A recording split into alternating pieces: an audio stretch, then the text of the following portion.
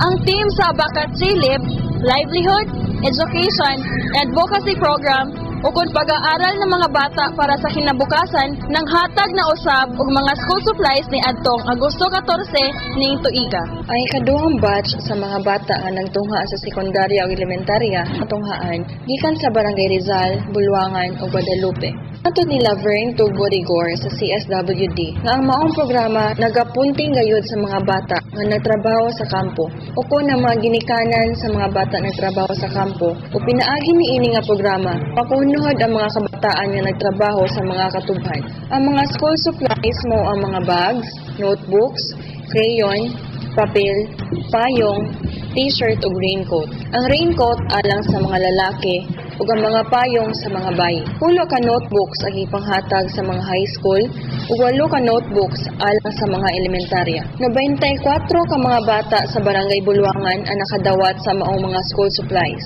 150 sa Barangay Guadalupe ug 150 sa Barangay Rizal.